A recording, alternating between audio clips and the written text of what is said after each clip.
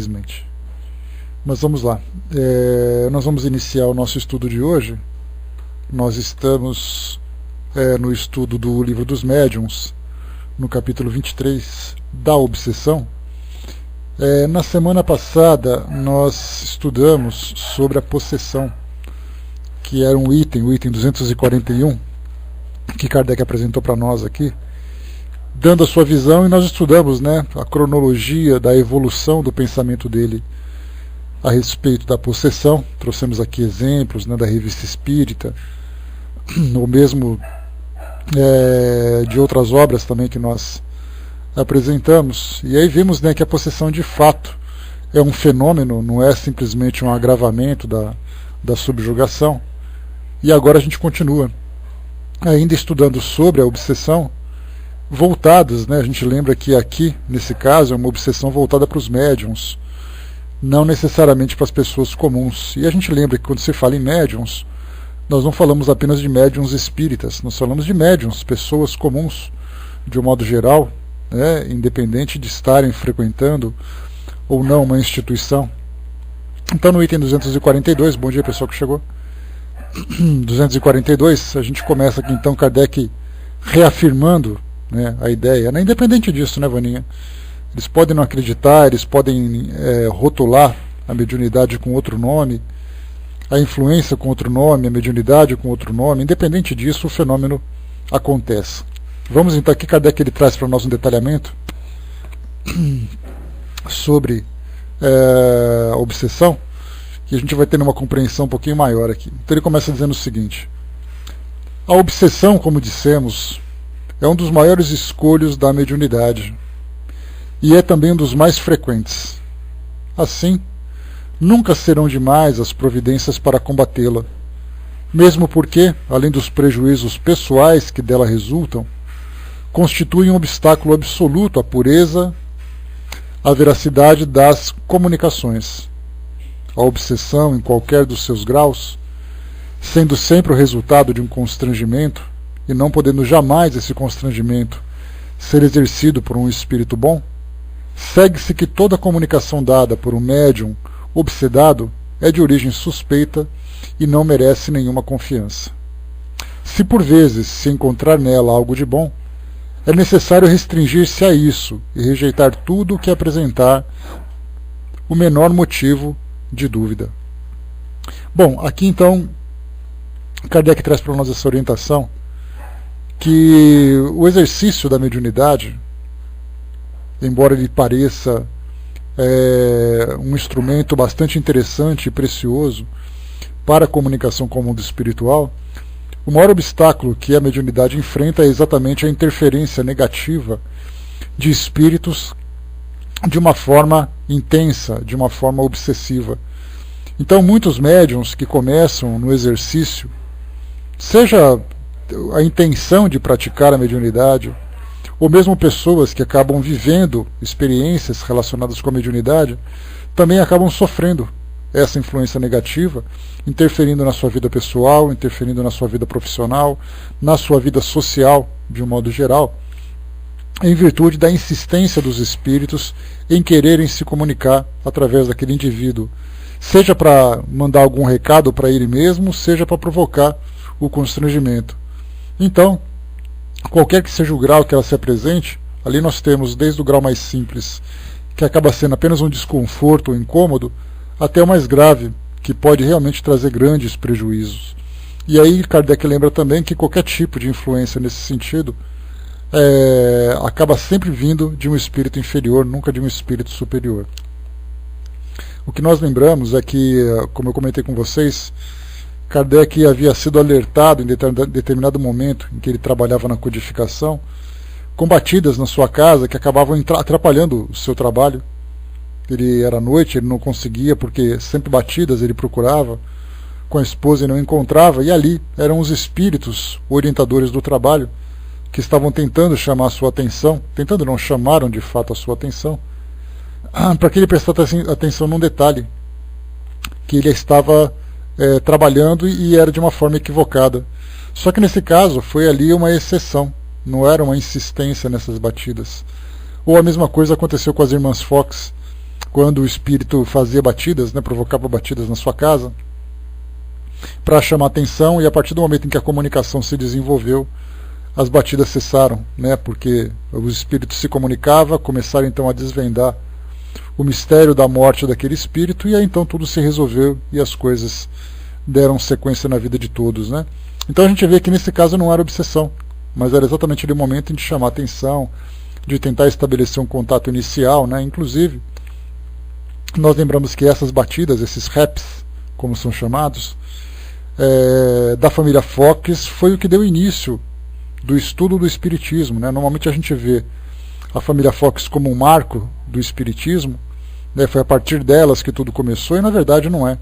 Os fenômenos aconteciam em várias regiões, em vários lugares, mas talvez esse tenha sido o que mais chamou a atenção pelo fato da mídia ter acompanhado, ter feito todo aquele alarde, uma coisa bem característica dos Estados Unidos, né? A mídia gosta de chamar atenção, aquela ideia sensacionalista. Então foi o que mais despertou.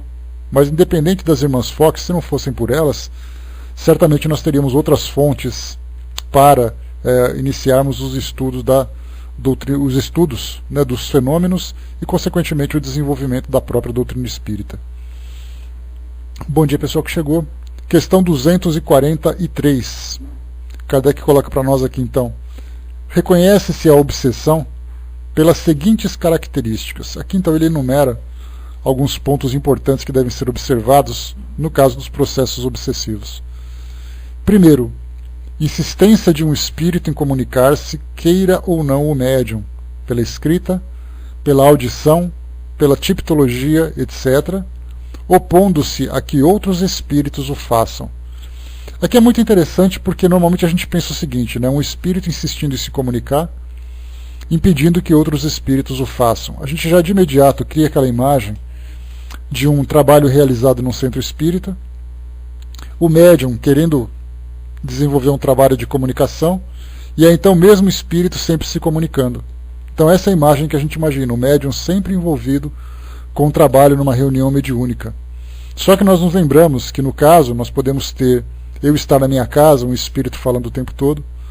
Dá para a gente ter uma ideia do que é exatamente essa tentativa de comunicação no filme Ghost, quando aquela médium, a Oda Mae Brown, se recusava a ajudar o espírito, né, o Sam, do Patrick Swayze, que havia desencarnado. Então ela andava pela rua e ele ficava cantando na orelha dela de madrugada, de dia, de noite. Vocês devem se lembrar dessa cena. Ali denota claramente, né, porque a gente já conhece a relação que havia entre os dois, que era o espírito que tinha criado ali um laço de amizade com a médium e tentava se comunicar e coisa e tal, mas normalmente, exatamente, né, do elefante, né? Na verdade ele cantava uma música do rei Henrique VIII, que era uma música característica deles lá, né? Então na tradução acabou do elefante. Mas a gente pode imaginar um espírito fazendo isso com uma pessoa, não de uma forma tão agradável, cantando uma musiquinha, mas ele pode fazer ameaças, ele pode provocar intrigas e ficar o tempo todo insistindo na mente daquele médium, incomodando. Isso de fato é realmente algo bastante constrangedor.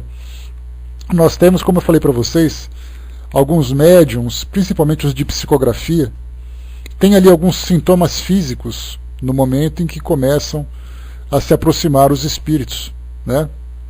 Como, por exemplo, um formigamento no braço, uma dor, um peso no braço, o braço parece que fica um pouco mais pesado e tudo mais. E eu comentei com vocês que tem médiums, por exemplo, que se vai realizar um trabalho num determinado dia da semana à noite, durante o dia todo aquele braço fica incomodando, porque ali é um sinal de que alguma psicografia vai chegar. Aí ele chega à noite, faz ali a psicografia, e aquela sensação acaba desaparecendo. E nós temos médiums que passam por um processo obsessivo que estão o tempo todo com esse incômodo, muitas vezes até pelo fato de não conhecerem e já terem tido experiência, acabam sentindo, por exemplo, dores que vão até o médico. Eles não sabem que dores são, fazem radiografia, fazem outros exames de imagem para ver se detecta alguma coisa e não tem absolutamente nada. E ali nada mais é do que uma obsessão, que isso pode também acontecer. Então nós temos várias e várias situações. Kardec enumerou, por exemplo, aqui a escrita, a audição, a tipologia. O que é a tipologia? São as batidas. Vocês se lembram, né? As batidas, uma batida letra A, duas batidas letra B. Então ele está na casa dele ouvindo o tempo todo batidas. que são constantes e que não param nunca, seja de manhã, seja à noite. Então o espírito sempre aproveita ali uma hora, né, um determinado momento que é mais conveniente para ele, e começa então a provocar essas batidas. E aí esse é um caso também. Essa insistência do espírito se comunicar daquele mesmo espírito denota também um processo obsessivo. Nós podemos encontrar também, por exemplo, visões, né, ou aparições. Sempre o espírito aparece na casa dele, sempre vê aquele mesmo espírito, sempre sonha com o mesmo espírito. E ele diz assim, olha, eu já tive esse sonho várias vezes, é sempre aquele espírito me perguntando alguma coisa, sempre pedindo alguma coisa, sempre insistindo em alguma coisa. E ali também denota um caso de obsessão. Então, a insistência de um espírito em comunicar-se, queira ou não o médium, opondo-se a que outros espíritos o façam. Então nós consideramos aqui nesse caso que existem médiums que também não frequentam centros espíritas, mas vivem isso no seu dia a dia, em suas relações pessoais, suas relações familiares, sociais e tudo mais. O item 2. Ilusão que, não obstante a inteligência do médium, o impede de reconhecer a falsidade e o ridículo das comunicações recebidas. E aí então é aquela ideia, né, de que o médium sempre acredita que a sua comunicação é verdadeira, é legítima, que as previsões, que as informações, o conteúdo de suas comunicações são sempre verdadeiros, por mais absurdos que possam parecer. De repente nós temos ali médiums que postam na internet comunicações de personalidades, previsões de catástrofes, previsões de eventos, né, de grande repercussão numa determinada região, numa determinada sociedade. E aí então ele publica aquilo dizendo assim, olha, meu espírito mentor mandou avisar que nós teremos um terremoto daqui a uma semana e muita gente vai morrer. Aí passa uma semana e não aconteceu nada. Aí depois vem uma outra, olha, outro acidente vai acontecer e coisa e tal, e não acontece nada. E o médium sempre diz assim, não, ele avisou, mas de repente eu não entendi corretamente. E ele começa então a arrumar desculpas para justificar as falhas da comunicação que ele teve. E aí então, apesar dele ser uma pessoa inteligente, ele não reconhece essa falsidade e acaba se expondo de uma forma negativa. E isso ele insiste nisso, né, porque ele sempre diz que é o espírito mentor dele que está avisando, que isso é importante, que tem que ser desse jeito, que não pode haver erro e tudo mais. Então essa ilusão denota também um processo de obsessão, caracterizado nesse caso pela fascinação. Então a fascinação significa, é uma crença injustificada, é uma crença cega num espírito, apesar de todas as situações negativas, né, e constrangedoras que ele já viveu. O terceiro, crença na infalibilidade e na identidade absoluta dos espíritos que se comunicam e que, sob nomes respeitáveis e venerados, dizem falsidades ou absurdos. Aqui algumas vezes, né, os espíritos que se comunicam, seja através da psicofonia ou através da psicografia, que são as duas formas mais claras de se comunicar, né, porque ou você fala ou você escreve, né, ou você ouve ou você escreve, não existe outra forma de se comunicar. Através das imagens que nós vemos, existem ali interpretações das mais variadas e não temos clareza na mensagem que o espírito deseja transmitir. Mas aqui quando ele fala, por exemplo, alguma coisa ou ele escreve, ali então a mensagem está transmitida. E normalmente ele assina ou se identifica com determinado nome. E algumas vezes, como Kardec coloca aqui, dizem falsidades ou absurdos. Aqui Kardec naturalmente ele trouxe para nós aqui o extremo, uma coisa muito falsa ou uma coisa muito absurda. Mas muitas vezes isso pode vir de uma forma muito sutil. Eu trago uma informação com um pequeno detalhe, como já aconteceu, por exemplo, de nós encontrarmos mensagens que são publicadas na internet, principalmente quando envolvem essas catástrofes, né, que já aconteceram, ou pelo menos esses crimes que chocam a sociedade. Depois vem ali um espírito se identificando como vítima, se identificando como alguém próximo da vítima, explicando aquilo que aconteceu. Aí a pessoa vê aquilo e fica assim, olha, foi aquele espírito. Nós tivemos até um caso, não vou dizer que isso é uma obsessão, mas certamente é uma falsidade. Nós tivemos o caso daquele garoto, do João Hélio, que veio desencarnar no Rio de Janeiro por causa de um assalto, e ele acabou desencarnando de uma forma muito trágica, o que acabou chocando a sociedade. Pouco tempo depois, uma carta vinda dele próprio, justificando e explicando o porquê daquele acidente, da forma como ele desencarnou. Que ele havia sido um soldado romano, que ele fazia aquilo com muita gente, arrastava pessoas com a sua biga e tudo mais, e depois ele acabou desencarnando da mesma forma. E essa comunicação depois foi dita que ela foi transmitida através do grupo mediúnico do Centro Espírita Leon Denis. E aí, depois de um tempo, houve a necessidade da própria diretoria da instituição publicar uma carta, um comunicado público no seu site, dizendo que aquela comunicação não chegou ali. Então a gente fica se perguntando, quer dizer, o que motivou então alguém a publicar aquela carta, seja ela psicografada ou não, colocando o nome de uma instituição como o CELD, que é uma instituição bastante respeitada, né, dizendo que foi ali para dar mais credibilidade. Então nós temos ali várias e várias situações que acontecem isso. Então a gente vê assim, uma grande falsidade, um grande absurdo, não foi. Foi algo muito específico, muito particular de um acidente. Mas mesmo assim a gente pensa, né, qual foi o espírito exatamente que trouxe aquela mensagem. E nós temos várias outras situações dessa natureza também que apareceram. Teve até um caso da ex-esposa do Roberto Carlos, também que psicografou através de um médium de não sei da onde, que publicou e coisa e tal. Então a gente pensa assim, mas espera aí, por que um espírito que tem uma vida particular, né, uma vida tão reservada, que se envolveu com uma personalidade, se manifesta através de um médium desconhecido para tornar pública aquela comunicação, sendo que ela foi direcionada principalmente para a própria família. Então nós vemos assim situações que acontecem desse tipo, que elas são sutis, envolvem nome de personalidades, envolvem situações que chamaram a atenção, que chamou a atenção da mídia, né, que chamaram a atenção na mídia, e aí, então os médiuns publicam isso sem nenhum tipo de critério. Então essa crença na infalibilidade e na identidade absoluta dos espíritos, que dizem falsidade, quer dizer, essa crença cega também também pode ser explicada como um processo obsessivo. O quarto, aceitação pelo médium dos elogios que lhe fazem os espíritos que se comunicam por seu intermédio. Então aqueles espíritos que são bajuladores normalmente querem cativar, querem conquistar o médium, massageando o seu ego. Aí nós tivemos muitos exemplos das biografias desses grandes médiums que nós já estudamos, que convivem, que sejam médiums contemporâneos, sejam médiums um pouco mais antigos. Nós vemos ali que os espíritos que trabalhavam com eles chamavam a atenção exatamente pela seriedade e pelo rigor com o trabalho, da disciplina, do trabalho, do controle, da humildade principalmente, sem ficar com essa posição ou nessa atitude de ficar trazendo muito elogios.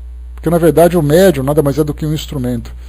E os espíritos sérios reconhecem que o médium é um instrumento de trabalho e que é através dele que essa comunicação vai ser levada a público. E para isso o médium precisa ter credibilidade. Porque o médium, sem essa credibilidade, também provoca a descrença no próprio conteúdo da mensagem que está sendo transmitida. Né? Então, nesse caso, nós vemos ali que os médiuns são rigorosos. Né?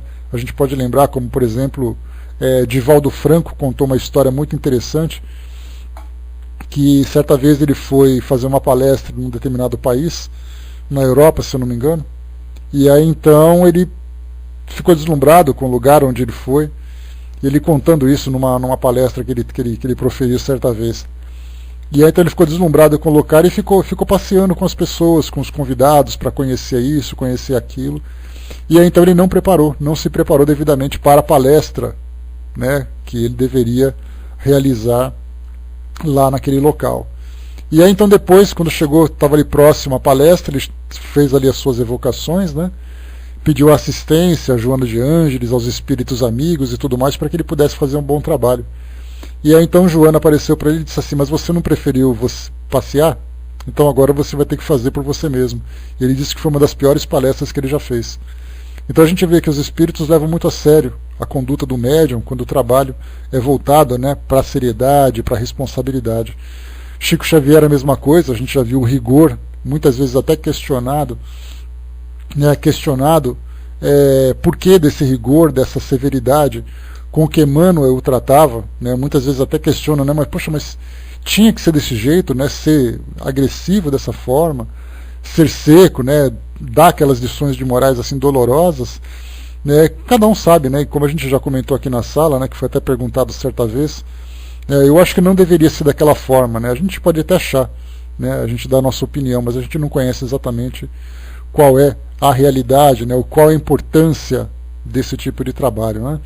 Então nesse caso a gente tem, né, os espíritos, quanto mais esclarecidos e mais voltados para esse trabalho de esclarecimento, né, com muito mais seriedade tratam os médiuns, mais uma vez porque os médiuns nada mais são do que porta-vozes dos espíritos.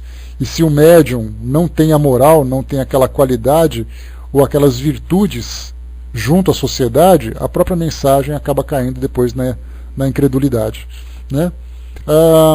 Helmut perguntou o que é o médium. O médium é um indivíduo, né, que tem a capacidade de perceber os espíritos, de se comunicarem com os espíritos, né, que desejam conversar conosco, que somos os encarnados, né? Então esses são os médiums. Bom, então aqui como a gente viu, o item 4, aceitação do médium, dos elogios que lhe fazem os espíritos que se comunicam por seu intermédio. E aí, como a gente já falou, desses espíritos que são mais sérios, né, dos médiums que são tratados ali com maior severidade, né? A gente lembra, por exemplo, a Dona Ivone do Amaral Pereira, quando ela quando ela publicou seus livros, ela falava muito dessa relação. Muitas vezes ela ficava desolada, pedindo ajuda e para poder ser esclarecida ou ser amparada em determinadas circunstâncias, e muitas vezes ela se via sozinha. E ela se via sozinha exatamente porque era uma situação que ela tinha que lidar. Isso fazia parte dela mesma, das experiências que ela viveu. Então, cada vez que a gente cita um médium, a gente tem ali uma experiência diferente nessa relação com os espíritos.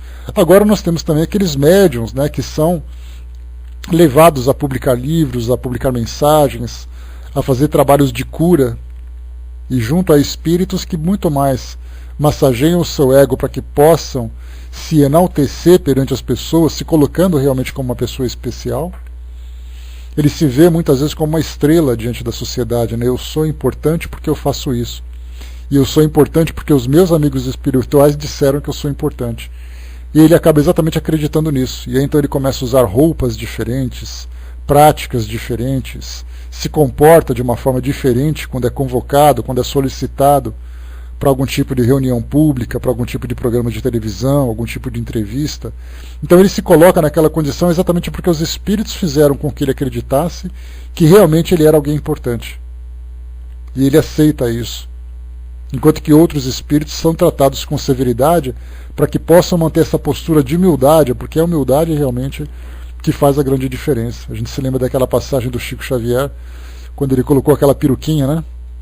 Isso foi contado no livro As Vidas de Chico Xavier, e depois também trazida aquela cena lá no livro, no filme, né? Chico Xavier, o filme. E ele pôs uma peruca ali porque ele gostava, aquela coisa toda, e Emmanuel pergunta, mas por que você está pondo isso?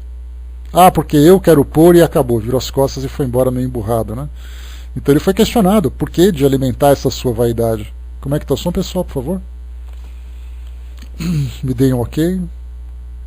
Ok, beleza. Então ele foi questionado do porquê de alimentar aquela vaidade, porquê aquela peruquinha e coisa e tal. E até mesmo a sociedade ele perguntava isso, né? Nossa, mas ele é um médium, ele é espírita, aquela coisa toda, e fica alimentando a vaidade simplesmente porque ele colocou uma peruca, né? Porque ele queria aí tampar a sua carequinha, né? Então isso também é levado em conta pelos espíritos. Essa questão da vaidade, essa questão da produção visual do médium, simplesmente por uma questão de reconhecimento público. Então essa aceitação também faz parte, né, esses elogios e essa aceitação faz parte desse processo de fascinação. Item número 5. Disposição de se afastar das pessoas que podem esclarecê-lo. Né? Então quando se encontra ali num trabalho, seja numa casa espírita, seja com um grupo de pessoas que também são esclarecidas nos trabalhos mediúnicos, e aí então começam a chamar a atenção dele, olha, eu acho que você está se comportando de uma forma equivocada. Se eu estivesse no seu lugar, eu me comportaria de um modo mais humilde. Né? Você não está fazendo a coisa certa, as pessoas estão comentando a seu respeito. E aí então ele começa a ficar incomodado. por causa desses comentários e tem uma tendência a se afastar das pessoas. Ele deixa de trabalhar na casa espírita, deixa de participar daquele grupo e começa a fazer um trabalho autônomo, porque ele diz assim, já que ninguém me aceita, já que ninguém concorda, então eu faço a coisa sozinho. E só que aqui a gente tem uma linha muito tênue, né, uma linha muito sutil, que separa aquilo que é um processo obsessivo daquilo que é orgulho e vaidade. Porque o indivíduo que é orgulhoso, que é melindroso, qualquer tipo de crítica, qualquer tipo de comentário contrário àquilo que ele quer fazer, o que ele se encontra disposto a fazer, já é motivo para ele não gostar da situação. E normalmente a gente vê que pessoas com essa personalidade têm uma tendência a se afastar das instituições simplesmente porque não concordam com aquilo que fazem e da mesma forma que também não concordam com aquilo que ele faz. Então aí nesse caso a gente tem a personalidade. E por outro lado a gente tem também a parte da influência realmente.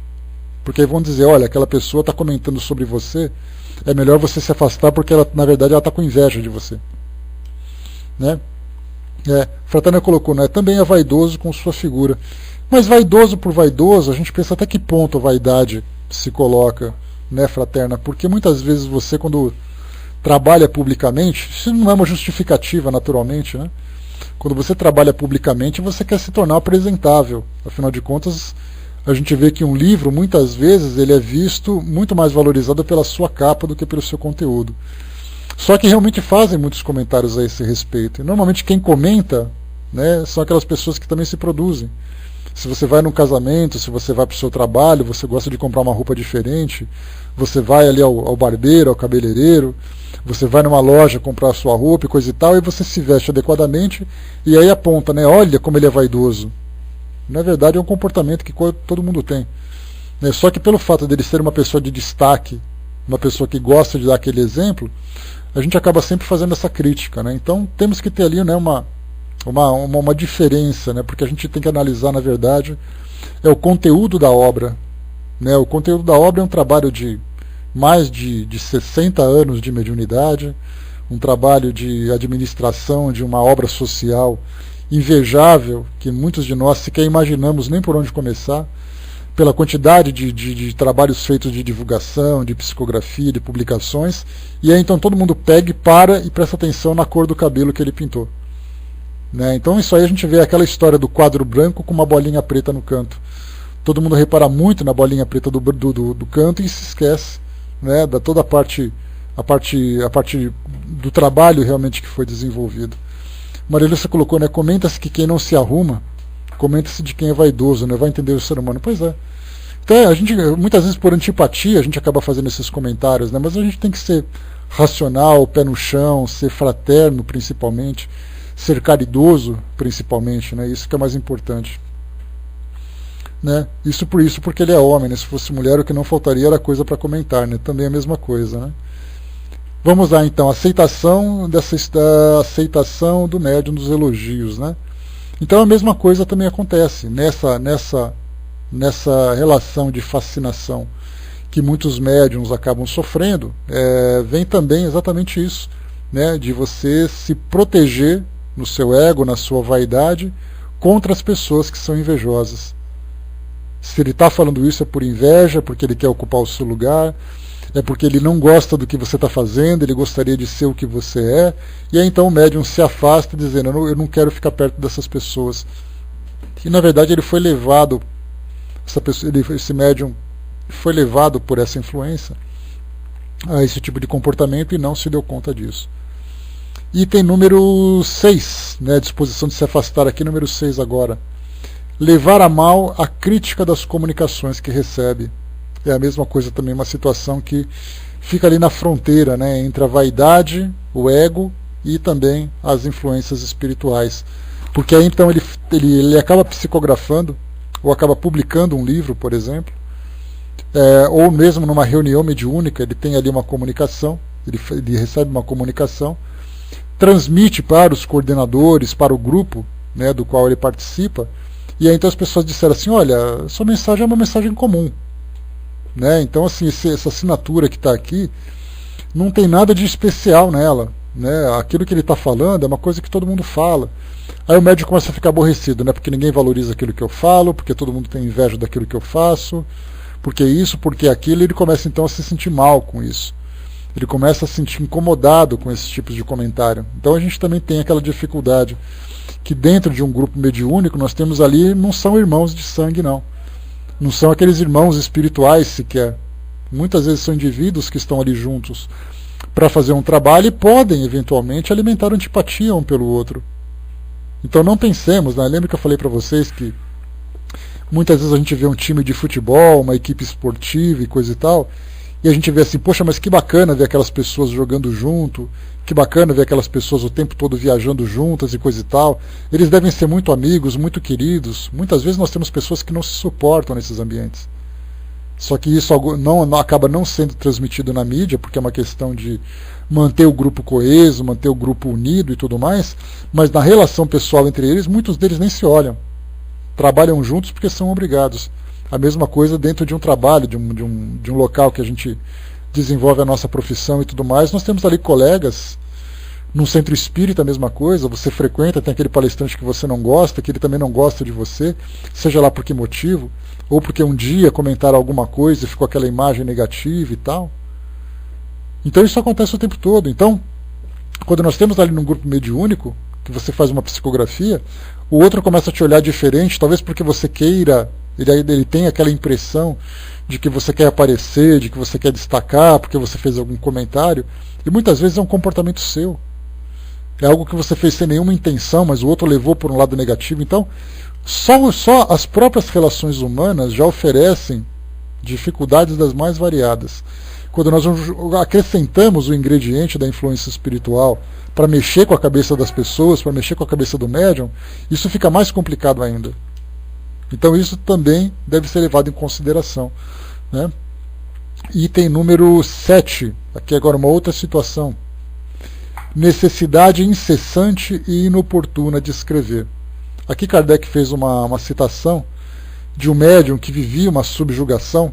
A gente lembra que subjugação é o domínio que um espírito tem sobre um médium que altera o seu comportamento físico e até mesmo o seu comportamento moral, colocando-o numa situação bastante constrangedora. Então Kardec lembrava que tinha uma pessoa que tinha uma vontade incontrolável de escrever e ele andava pelas paredes escrevendo com o dedo, porque ele era levado a isso fisicamente pelo espírito. E isso é um processo obsessivo grave, né? A mesma coisa nós temos pessoas que ficam conversando sozinhas. Aqui Kardec colocou a necessidade incessante e inoportuna de escrever, e nós vemos muitas vezes pessoas que falam sozinhas, ficam dialogando com espíritos que estão próximos, e que isso não tem nada a ver com nenhum distúrbio mental. É realmente um processo obsessivo. Se você vai a um hospital de saúde mental, né, um manicômio, por exemplo, e ali tem pessoas hospitalizadas que ficam andando e conversando o tempo todo com os espíritos, colocando a mão na cabeça, tentando tampar o ouvido. Nós já vimos isso, né, em filmes, em documentários, em reportagens, e aí todo mundo diz assim, aquela pessoa tem um transtorno mental, então ela fica falando sozinha porque ela tem esquizofrenia, ou porque ela tem qualquer outro tipo de patologia, mas que na verdade ela é médium bem desequilibrada, médium que passa por um processo de obsessão grave, né, abraço Balk, bom dia pessoal que chegou, passa por essa influência, e aí então ele fica, né, porque na verdade o que a gente vê é o médium conversando com o espírito, falando sozinho ali no canto. Então a gente fala que aquela pessoa é meio maluca e tudo bem, né? Só que na verdade o que a gente vê ela conversando, ela resmungando, balbuciando alguma coisa, mentalmente ela sofre um bombardeamento constante de imagens perturbadoras, de cobranças perturbadoras, e isso nós não vemos. É daí que leva então aquela pessoa àquele estado de desequilíbrio, que ela então é taxada como uma pessoa desequilibrada mentalmente, é hospitalizada, mas que na verdade por dentro, né, mente a mente, a coisa está constantemente ali, né, acontecendo, algo acontecendo. Então ela sonha com aquilo, ela ouve aquilo, ela acorda, ela dorme o tempo todo o indivíduo falando na cabeça dela. E aí não tem como resistir a isso, né? A gente lembra que, por exemplo, relatos de médiums que são consagrados, inclusive no meio espírita, contam que quando eram crianças conversavam com espíritos, né, com outras crianças desencarnadas ou com outros espíritos que estavam próximos e tudo mais, e os pais ficavam batendo, brigando, cutucando, dando aqueles safanões para que ele pare de fazer isso, pare de ficar falando sozinho.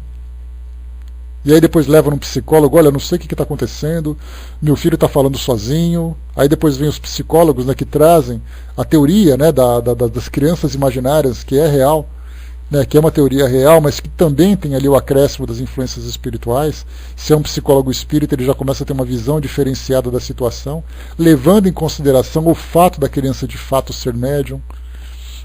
Inclusive nós tivemos lá naquele nosso site, deixa eu pegar para vocês aqui, só um instantinho, peguei aqui o nosso Espiridige, depois dei uma chegadinha aqui nesse site, o espiridige.net/mídia, teve uma reportagem, se não me engano, da revista Isto É, que fala as crianças que falam com os mortos. E ali tem uma reportagem, né, com depoimentos de famílias que comentam exatamente isso. Crianças de 8, 9 anos conversam o tempo todo. E aí a gente fica se perguntando, né, mas isso aí será que é um distúrbio mental na criança? Isso é um estado natural para a criança? Ou isso é um processo de obsessão? Então, tanto na escrita como na fala é a mesma coisa. Os espíritos que têm aquela intenção de provocar uma perturbação, ele consegue fazer isso com muita facilidade, principalmente por causa do preconceito que existe com relação à mediunidade aqui na nossa sociedade, a perseguição das religiões aos médiums, a incompreensão e a ignorância com relação a isso tudo. Então você se declarar como médium, dependendo do ambiente, você já é visto de uma forma diferente. Fraterna colocou, né? O interessante é que vejo muitas pessoas de idade avançada agindo dessa forma, né? Por vezes penso que é por falta de quem converse com eles. Você sabe, Fraterna, que muitas vezes as pessoas, quando começam a entrar naquela fase de senilidade, né? Ficam senis, tal, com distúrbios de memória, distúrbios mentais propriamente ditos, né? Muitas vezes são relegadas pela família, são tratadas de uma forma diferenciada, e fica aquela situação, né? Onde que nós vamos entrar? Qual exatamente a realidade da situação? Ela está doente ou ela é médium? O que está acontecendo? Então hoje a nossa ciência, felizmente hoje nós temos pesquisas interessantes feitas por médicos espíritas, né, que são vinculados à Associação Brasileira de Médicos Espíritas, né, ou Associação de Médicos Espíritas, e aí então eles começam a fazer um estudo sobre isso e começam a apresentar que a mediunidade também é um elemento a ser considerado. Então o fator religioso, por exemplo, já é algo que não é ignorado pelas religiões, pela medicina, pela nossa ciência. Então o médico faz uma consulta, aquela ideia de que conversar com os seus anjos, conversar com os seus santos, conversar com as entidades vinculadas à sua crença e tudo mais, isso já não é considerado mais uma patologia. A questão é de que forma que isso acontece e quais são as consequências na vida dessa pessoa. Então hoje a medicina já começa a ver isso. Inclusive o elemento espiritualidade já faz parte, né, das escolas de medicina hoje. Então isso é importante, é um avanço, mas ainda tem muito ainda para poder avançar, porque apesar disso, né, muita gente estuda sobre espiritualidade, mas depois quando vai para o laboratório esquece completamente aquela parte espiritual e fica somente com a parte material. Né? A Sandra colocou, né, fica um pouco a pensar, né, será que ela não está normal, a mediunidade? Né? É italiana, falou comigo, e quando está pintando no seu estúdio, né, ela escuta crianças falar com ela. Né? Isso, quem faz isso, Sandra? Você colocou que você falou dela, mas não falou quem é ela. Uma amiga sua? Tá, né? Então a gente pode ver assim, é uma questão de avaliar realmente o que acontece, né? Porque dificilmente a gente vai conseguir, numa única observação, numa única análise, trazer uma conclusão. Então é preciso observar com frequência, conversar, avaliar, que é o que acontece, por exemplo, quando uma pessoa procura uma casa espírita para tentar ser ajudada, ou para buscar ajuda para esses tipos de distúrbios, ou esses tipos de eventos que acontecem. Aí ela passa pelo atendimento fraterno, ela é entrevistada, faz um trabalho de passe, depois de certo tempo ela volta a ser entrevistada para saber se esses sintomas desapareceram. Se por acaso eles não desapareceram, então é sinal de mediunidade, e ela começa a estudar mediunidade e se relaciona de uma forma diferente. Então tudo isso vai acontecendo, né, com o passar do tempo, com cuidado, com análise e tudo mais. Né? Então cada pessoa traz uma ideia diferente.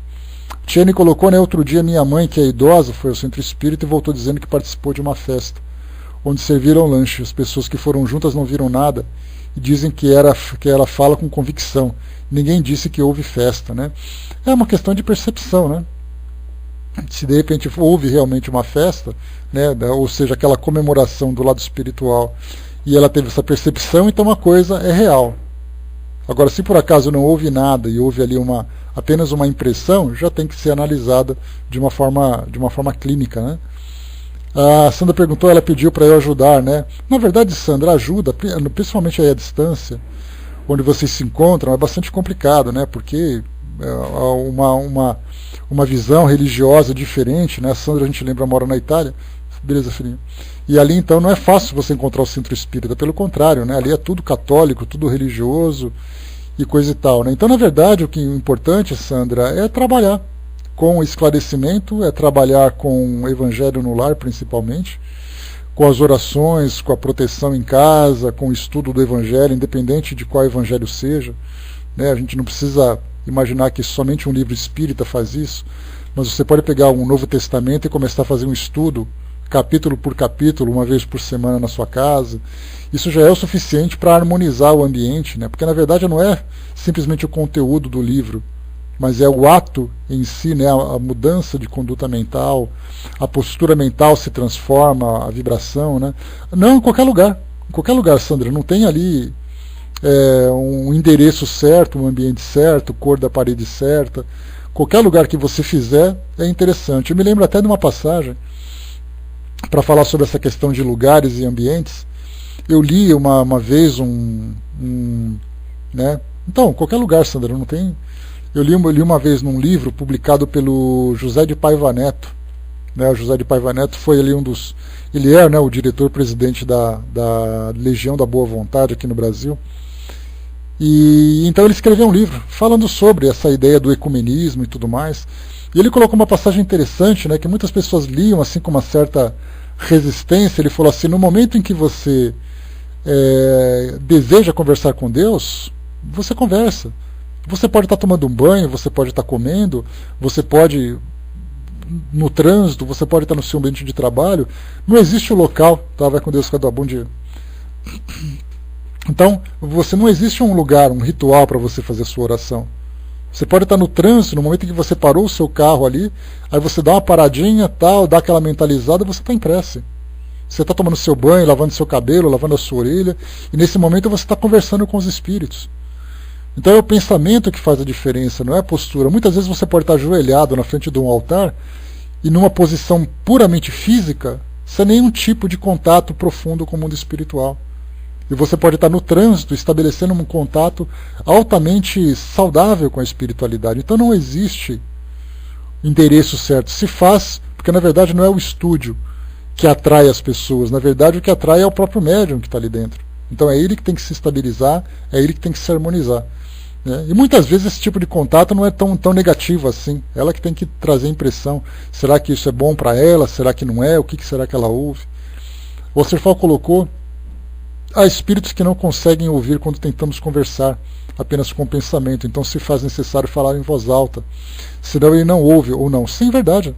De fato, Osterfal, quando a gente lembra sobre essa questão da relação mental que nós estabelecemos com os espíritos, primeiro, porque lembra daquele processo que eu falei para vocês?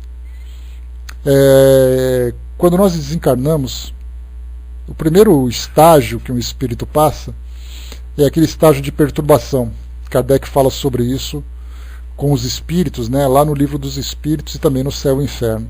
Então o espírito desencarna, ele fica assim desorientado: nossa, mas que estranho, o que aconteceu? Onde eu estou? Cadê minha família? Eu lembro que eu tinha sofrido um acidente, mas não aconteceu nada. Então ele está naquele processo de ajuste inicial. Depois que passa isso, ele começa então a se adaptar ao mundo espiritual e começa a conhecer o seu potencial. que a matéria para ele não é resistente, que o pensamento tem uma força muito além daquele que ele conhecia, que a comunicação se dá através da mente, que as necessidades físicas que ele tinha quando encarnado, fome, frio, sono, é algo que já não afeta mais no mundo espiritual. E depois ele começa então a interagir de uma forma saudável e se desenvolver no plano espiritual. Então essas três etapas, elas podem se dar de uma forma mais profunda ou não, ou mais rápida ou não, de acordo com o espírito. Então o espírito, quando ele desencarna, dependendo da crença que ele tem, dependendo do apego que ele tem com o mundo físico, ele começa a interpretar aquela realidade de uma forma diferente. Então ele se vê como vivo, embora ele não compreenda algumas coisas que aconteçam. E como ele se vê vivo, ele depende da audição, da fala, da visão, da alimentação, do frio. Ele tem medo de morrer. E isso é absolutamente natural para um espírito que não compreendeu a sua situação ainda.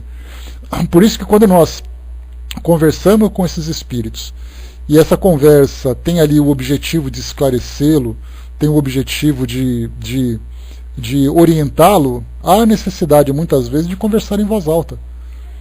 Que é por isso que muitas vezes nós fazemos ali o nosso evangelho em voz alta, fazemos um estudo em voz alta, para que os espíritos possam ouvir.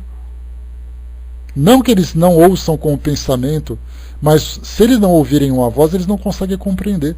E até porque a sua faixa de pensamento está numa condição muito diferenciada. Está numa condição ainda inferior àquele padrão mental que se estabelece no plano espiritual. Então ele precisa ainda realmente, assim como tem espíritos que precisam de portas abertas para entrar no ambiente, precisam de transporte público, precisam de carona para ir de um lugar para outro, porque ele acredita ainda que ele tem que ir andando. Nós temos espíritos que não ouvem, espíritos que não conseguem falar. Tem espíritos que desencarnam cegos e continuam cegos no plano espiritual.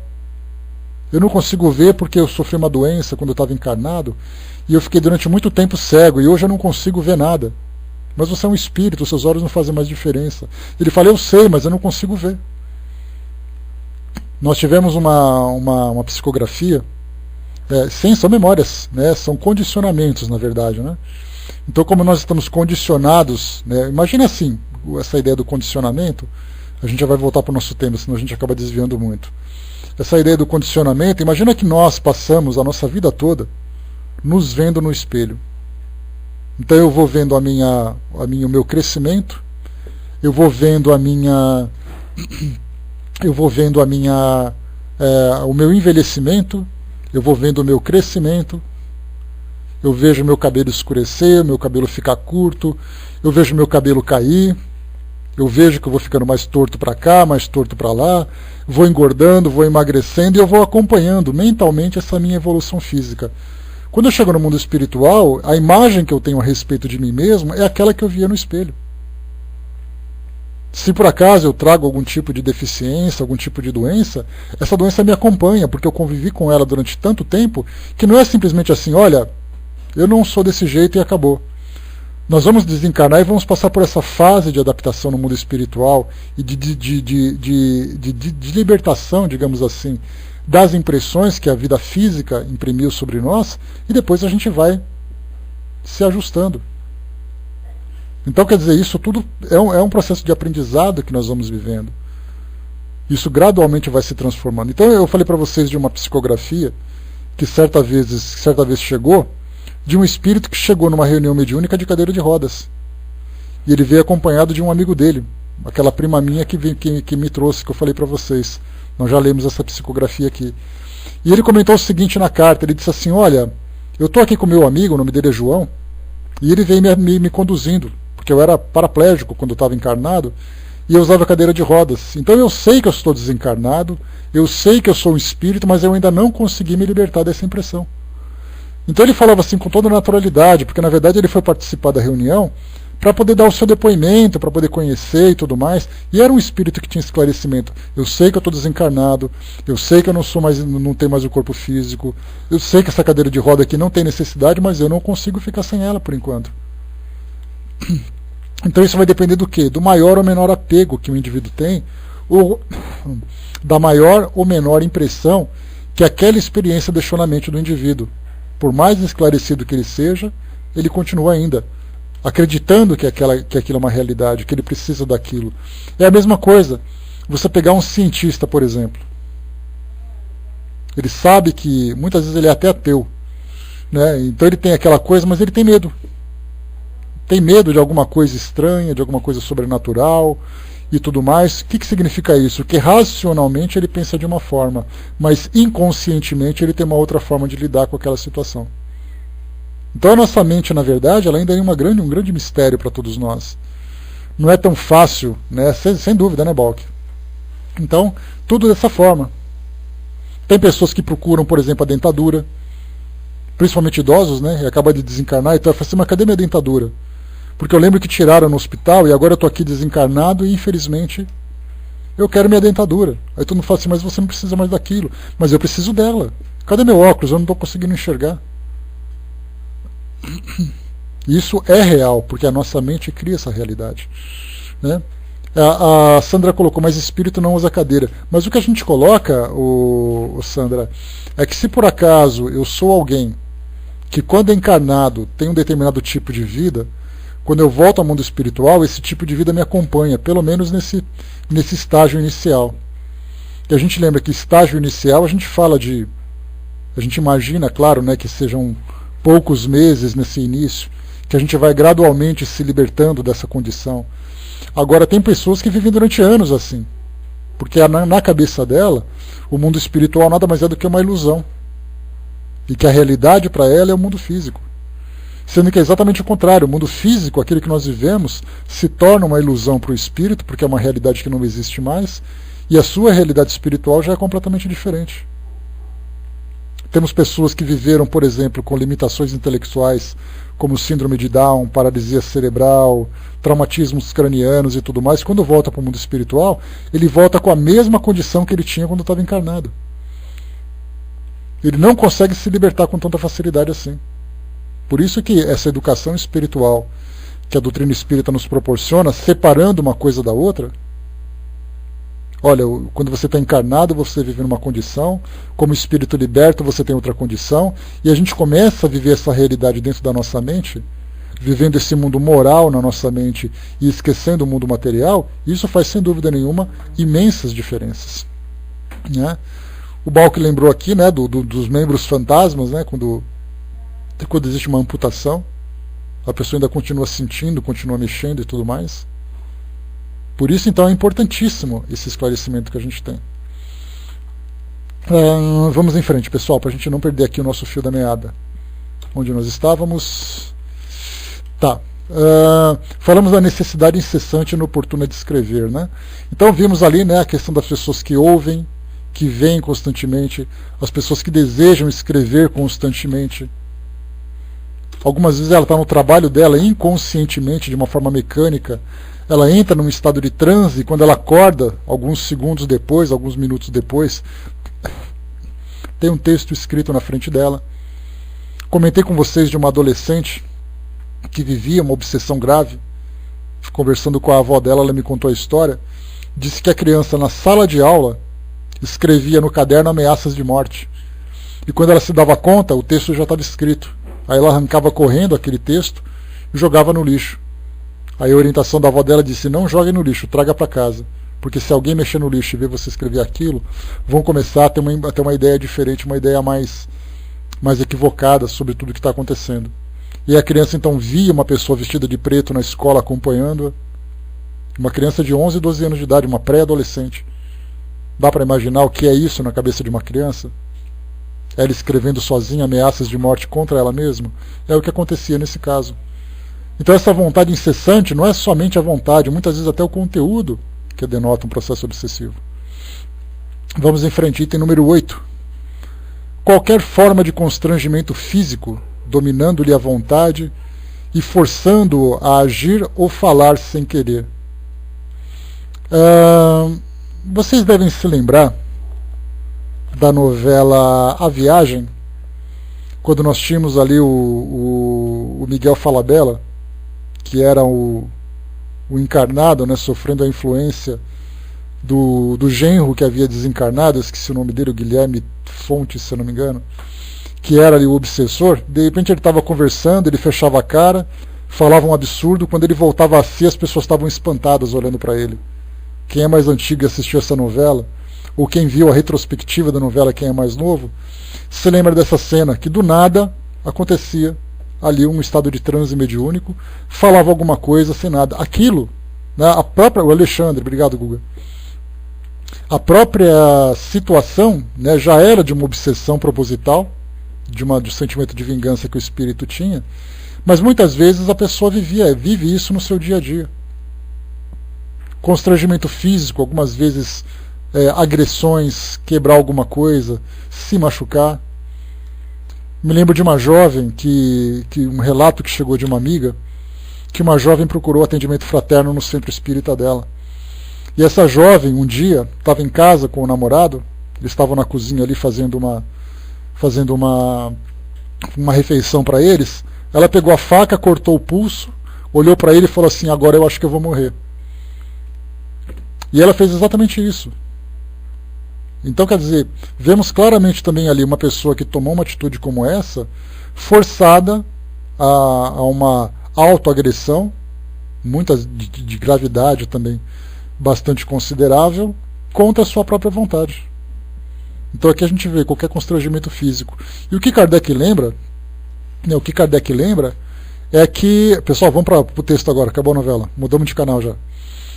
Então aqui a gente tem, né, esse constrangimento. Kardec lembra de um jovem que andava pela rua se ajoelhando diante de uma moça o tempo todo pedindo em casamento. E ele dizia assim: eu não quero me casar com ela, eu sei que isso é ridículo, mas eu não consigo evitar. Ficar de joelhos desse jeito, pessoas que andam muitas vezes de joelhos pelas ruas, pessoas que se machucam, pessoas que agridem. Isso também é um tipo de constrangimento mais grave, naturalmente, porque não é apenas uma influência moral, já é uma subjugação física, e isso denota gravidade. E item número 9, ruídos e transtornos em redor do médium, causados por ele ou tendo-o por alvo. Né? Então, nesse caso, a gente tem também barulhos. Muitas pessoas dizem que não conseguem dormir, que estão sempre perturbadas. Teve o relato de uma amiga nossa, de um jovem que tinha ali por volta dos seus 14, 13 anos de idade, que ele via quadros se mexerem dentro do quarto, ele ouvia batidas, ele acordava durante a noite com ruídos o tempo todo, ele não sabia o que era. E aí a gente fica se perguntando que tipo de espírito pode provocar numa criança um transtorno como esse. E a gente vê já de início uma ação obsessiva. Quem é o espírito a gente não sabe, por que ele faz isso a gente não sabe, simplesmente acontece. E se acontece de uma forma perturbadora, é porque algo está acontecendo e algo ruim está acontecendo. Aí a necessidade de levar esse jovem para um trabalho de orientação espiritual, de evangelização e tudo mais. Além também de esclarecer a própria família a esse respeito, o que nem sempre é algo fácil. Nós temos depoimentos de pessoas que são de outras religiões, que nos escrevem pedindo ajuda, né, através do nosso trabalho de atendimento fraterno, de pessoas que dizem assim: olha, eu estou vendo, eu estou sentindo, eu estou ouvindo, mas eu não posso comentar nada, porque se eu comentar com a minha família vão dizer que eu estou ficando louco.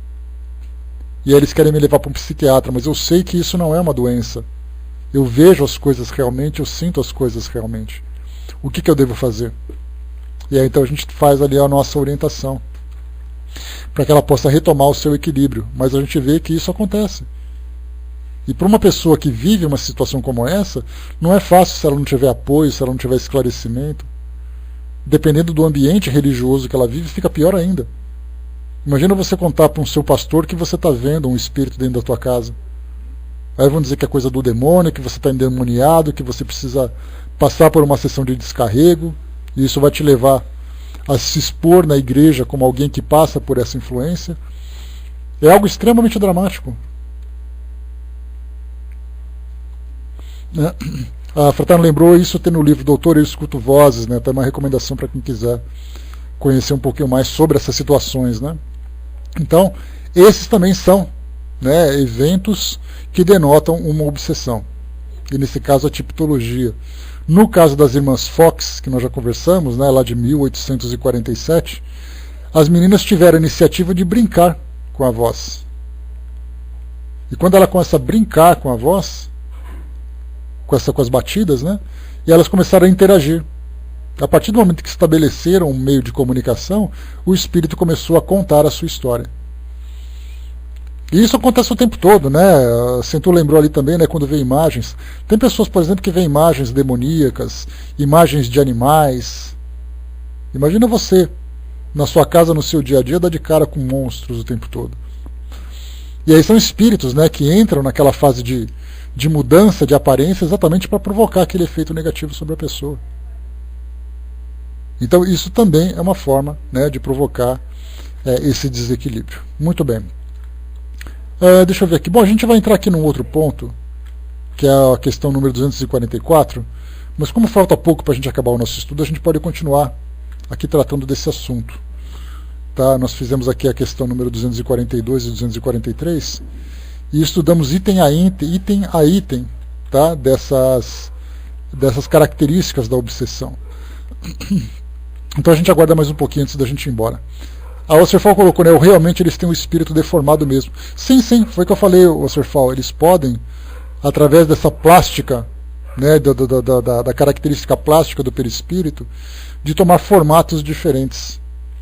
E aí então o espírito pode, através de um sonho, ter pessoas que acordam, por exemplo, cansadas, desgastadas, pessoas que sofrem com um terror noturno, pessoas que têm sonhos constantes com ideias de sexualidade desequilibrada, pessoas que sonham com perseguições constantes. Então a obsessão se dá através do sonho, através da mediunidade no estado de vigília, da audição, da visão, de sensações físicas. Tem essas imagens que também surgem constantemente. Pessoas que veem mortos o tempo todo, mas mortos com aquela aparência de mortos. Lembrem do filme Sexto Sentido. Eu vejo pessoas mortas o tempo todo, disse o garotinho. No caso dele, né, ele via espíritos, mas tem pessoas que têm impressões exatamente de túmulos, de sepulturas, de pessoas mortas e tal. A Val colocou, né, mesmo porque os espíritos aprendem a moldar a sua aparência de acordo com aquilo que desejam fazer. Ou tem aqueles que realmente estão animalizados ou deformados por suas perturbações. E aí se soma, né, a essa mesma condição dos espíritos, até mesmo as influências espirituais. Então eles se aproveitam dessa condição para poder provocar esse efeito. Então, normalmente, né, voltando um pouquinho sobre a relação dos médiums com essas experiências, nós temos também até os próprios médiums sensitivos. Lembrando, né, a orientação que Kardec nos trouxe, que todos os médiums são, de uma forma geral, sensitivos, além da faculdade que eles desenvolvem de uma forma mais ostensiva. Então, se ele vai psicografar, o fato dele sentir a presença do espírito antes de psicografar, já o coloca na condição de sensitivo. Se por acaso ele vai fazer um trabalho de passes e ele sente a presença de um espírito próximo o ajudando naquele trabalho, isso também o coloca na condição de sensitivo. E tem pessoas que são sensitivas apenas de uma forma mais ostensiva, de uma forma mais intensa, né? Por isso, essas sensações também são desequilibradas. Pessoas que sentem angústias constantes, sentem terrores constantes. Isso pode também ser consequência de uma obsessão. Aliás, hoje, né, nós temos a psicologia, a psiquiatria que estuda a síndrome do pânico, ansiedade ou distúrbio do pânico, como diz Joana de Ângeles. Isso provocado, né, por causa de uma experiência que a pessoa viveu na vida dela que a levou a essa condição. Mas Joana de Ângeles lembra, por exemplo, que essa condição de ansiedade ou distúrbio do pânico, ele pode ter 3 causas. Uma causa de desequilíbrio bioquímico, que tem a necessidade de fazer um tratamento medicamentoso para alcançar esse reequilíbrio, e também depois um trabalho terapêutico para poder buscar esse equilíbrio. Uma situação traumática que levou a pessoa a desencadear esse tipo de impressão. Algumas vezes alguém que sofreu um sequestro relâmpago, um assalto, um tipo de acidente, uma doença, qualquer coisa assim que desencadeou nela esse tipo de impressão. E muitas vezes tem pessoas que trazem lembranças adormecidas de experiências do seu passado reencarnatório, que por causa de uma situação que ela viveu no seu presente, como uma situação gatilho, desencadeou aquelas lembranças. Temos esses 3. Agora uma quarta que a gente acrescenta também é exatamente a obsessão. alguém que tem ali que acaba sendo, né, subjugada moralmente, é constantemente bombardeada. Você vai morrer porque eu vou te matar, porque você vai ser perseguido, porque eu vou matar toda a sua família, e fico constantemente dizendo aquilo para aquela pessoa. Ela vai desenvolvendo um medo injustificável de perder a vida, de sofrer qualquer tipo de acidente, de alguém da família dela sofrer qualquer tipo de trauma, ou mesmo vir a desencarnar, simplesmente porque aquela ideia foi colocada inconscientemente na cabeça dela. No próximo tópico que a gente vai utilizar aqui, que a gente vai estudar, Kardec fala exatamente sobre a inconveniência de ser médium ou não. Só para a gente utilizar aqui esse primeiro parágrafo, ele diz assim: em face do perigo da obsessão, ocorre perguntar se não é inconveniente ser médium, se não é essa faculdade que a provoca, enfim, se não é isso uma prova da inconveniência das comunicações espíritas. Nossa resposta é fácil e pedimos que a meditem cuidadosamente. É o que a gente vai estudar no próximo estudo. Mas é exatamente isso. Quer dizer então que eu só passo por essa situação porque eu sou médium? E se eu não fosse médium, eu não sofreria nenhum tipo de distúrbio, nenhum tipo de influência? É o que Kardec vai colocar. A Sandra colocou: mas por que temos que ser médium? Olha, Sandra, a mediunidade, ela tem o seu lado positivo, tá? Quando abre esse canal de comunicação com o plano espiritual e faz com que a pessoa se transforme num instrumento útil dessas comunicações para nos ajudar no nosso desenvolvimento, na nossa evolução, mas ela pode ser também um instrumento bastante perturbador quando ela é tratada de uma forma desequilibrada. Porque aí você sofre os efeitos da mediunidade de uma forma desequilibrada, exatamente porque, primeiro, você não consegue controlar os efeitos que ela provoca sobre você. E segundo, porque normalmente você não consegue selecionar quem são os espíritos que estão próximos. Então, na verdade, a mediunidade, quando ela começa a se manifestar, ela exige uma educação mediúnica, uma educação para que você possa lidar de uma forma desequilibrada com ela, de uma forma equilibrada com ela, né? Então você reconhece quais são exatamente os sinais, você reconhece quem são os espíritos que estão próximos, você conhece os instrumentos que você pode desenvolver para se proteger, no caso, por exemplo, as suas vibrações, a sua qualidade mental, né, a sua qualidade de pensamento, os valores que você desenvolve, as suas condutas e tudo mais. Se eu sou médium sensitivo, e frequento ambientes dos mais diversos, eu vou sofrer consequências disso. Você perguntou se sempre tem que estar trabalhando. Não necessariamente. Não precisa ser médium, né? O fato de eu ser médium não me obriga a ir no centro espírita fazer esse tipo de trabalho. Me obriga, na verdade, a ter uma vigilância muito maior no meu dia a dia. O trabalho vai se desenvolver conforme eu tiver oportunidade, tiver ali necessidade. Porque quer dizer então que se eu posso trabalhar, se eu for médium, eu sou obrigado a trabalhar. Tá bom, vamos imaginar que eu vivo lá no Cazaquistão e eu seja um médium vivendo num vilarejo lá no alto das montanhas. E aí? Como é que eu vou fazer para poder lidar com isso? Antes de Kardec começar a desenvolver a ideia da codificação e começar a orientar sobre a criação de centros espíritas, como é que os médiums se viravam antes de Kardec chegar? Quer dizer então que os médiums só existiam a partir do momento em que o Livro dos Espíritos foi publicado? Quer dizer que um médium que nasceu 2 anos antes o médium que vivia 2 anos antes de Kardec lançar o Livro dos Espíritos, ele era um coitado amaldiçoado, relegado pela vida? Na verdade, a mediunidade nada mais é do que a condição. A condição que a pessoa tem, dessa relação que ela tem com o plano espiritual. Só um instantinho, filhinho. Dessa condição que ela já tem com o plano espiritual. E aí, então, essa sintonia. No caso, fraterno, a gente lembra sempre que a prece, o pensamento, a conduta são formas de fazer com que as pessoas mantenham uma relação saudável com o plano espiritual. Antes de sermos médiums, qual era a ideia que se tinha? Se você não for uma pessoa boa, o diabo vem te influenciar. Então a necessidade de você frequentar a missa, de você comungar, de você frequentar a sua igreja, de você ser uma pessoa que tem ali as virtudes do Evangelho, etc. e tal. Isso era o que era orientado antes de chegar, por exemplo, à educação mediúnica através dos ensinamentos espíritas. E era correto, só que era feita de uma forma ritualística. Então, mas se você se mantivesse, por exemplo, eu sou uma pessoa do bem, sou uma pessoa que tenho a minha fé, tenho as minhas crenças e tenho os meus valores. Isso já é o suficiente para que eu tenha toda a proteção do plano espiritual, independente de ser médium ou não.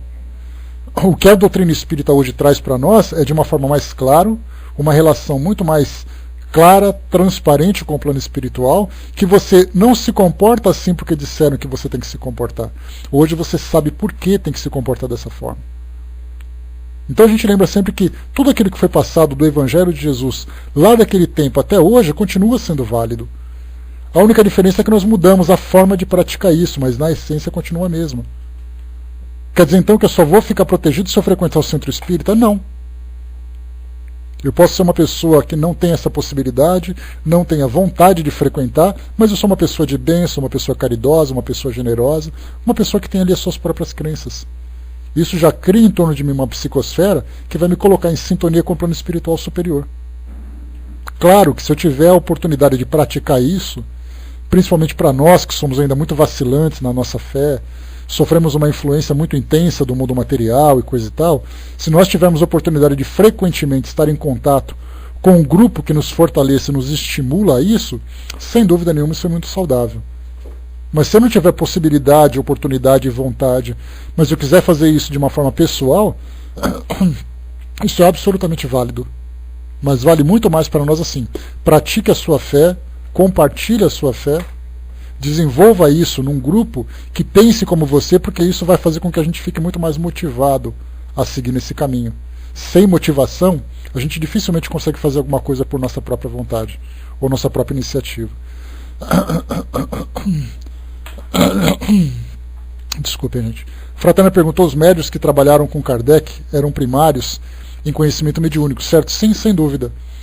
Tanto que eram adolescentes ainda, né, Fratana? Ele trabalhou muito com adolescentes, né? Mas ele trazia as orientações, claro.